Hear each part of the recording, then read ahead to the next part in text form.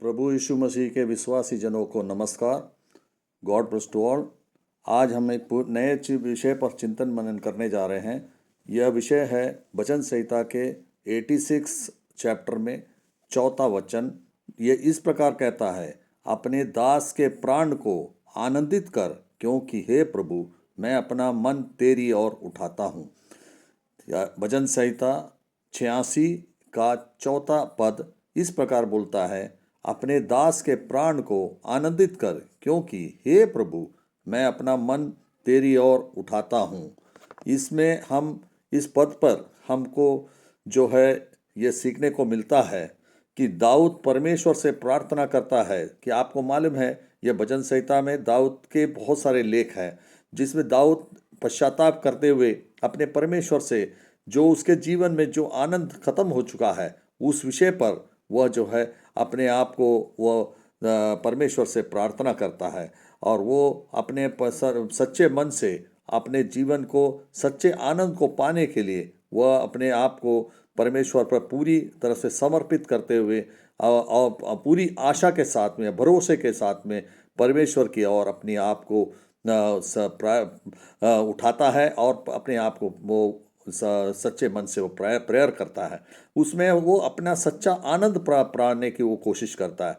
यह पद हमें यह सिखाता है, सच्चा आनंद परिस्थिति कैसे भी हो, लेकिन हमारे परमेश्वर पर जो निर्भरता हमारी होती है उस पर हमको प्राप्त होती है। अर्थात ये हम कह सकते हैं, अपने दास के प्राण को आनंदित कर। यह इस बात को संकेत करता है, दास यानी पूरी तरह परमेश्वर पर निर्भर व्यक्ति को ही हम दास कहते हैं। प्राण हम उस व्यक्ति चीज को कहते हैं, केवल शरीर नहीं बल्कि मन, भावना और आत्मा, हाँ ये तीनों जब मिलता है तो हम उसे प्राण कहते हैं। और उस हम परमेश्वर पर निर्भर व्यक्ति पूरी तरह से मन, भावना और आत्मा से जब परमेश्वर से जुड़ता है तब वो आनंद की प्राप्ति करता है। तो दाऊद बाहरी सुख के लिए नहीं वो प्रेयर कर रहा है, बल्कि अपनी आत्मिक आनंद को अपने भीतर में पाने के लिए वो ललायित है और उसके लिए वो तड़प रहा है और वो इस ढंग से परमेश्वर से अपनी मांग को करता है। इसमें हमें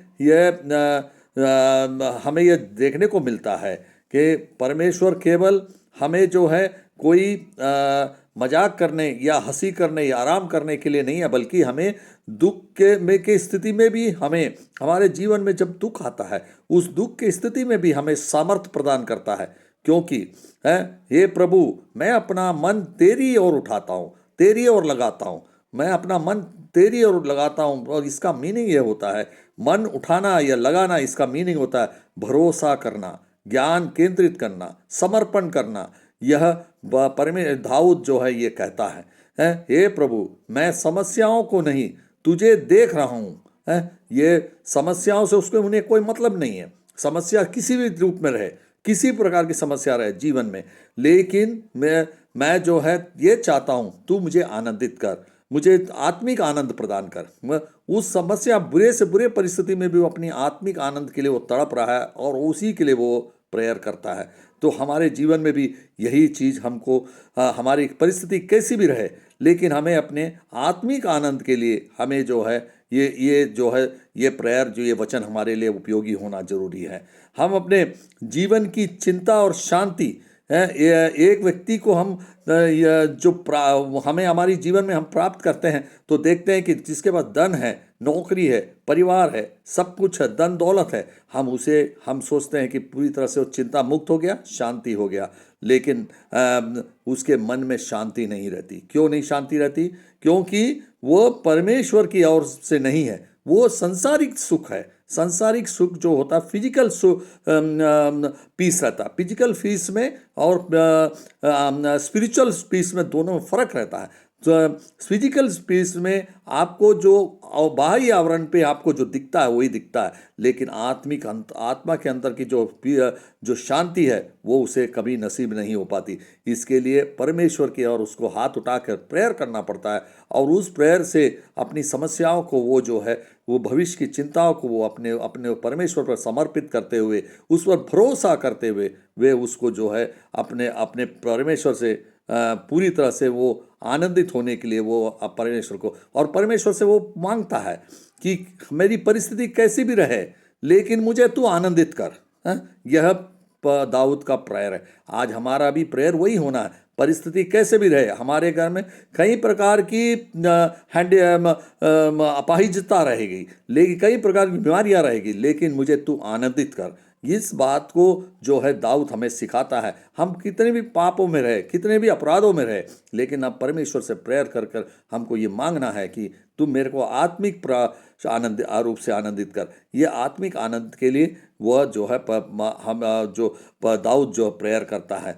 आनंद परिस्थिति बदलने से नहीं बल्कि हमारी दृष्टि बदलने से होती है। हमारा दृष्टि जो इस तरह से बदलना चाहिए कि जैसे उदाहरण के तौर पे हम अपने आप को देखते हैं कि एक बच्चा और पिता जो है एक कमरे में अंधेरे में रहता है, तो वो अंधेरे में जब चलता है उस वक्त उसके पिता उसका हाथ पकड़ लेता है, तो वो जो है वो बिल्कुल विश्वास के साथ, वो पूरे भरोसे के साथ वो जो है उस बगैर डर के वो चलने लगता है।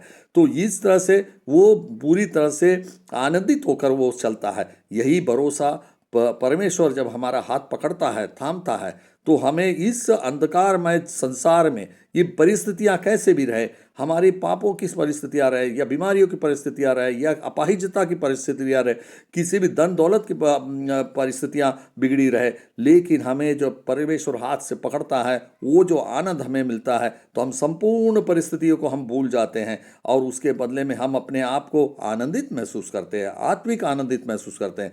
हमारी संपूर्ण बीमारी वहाँ पे समाप्त हो जाती है। हम इसी तरह से हम देखते हैं, हमें यह वचन संहिता ये भी सिखाता है कि हमें डरना नहीं है, और किसी प्रकार उदासीनता में हमें नहीं आना है, और किसी प्रकार की तकलीफ में हमें महसूस नहीं करना है।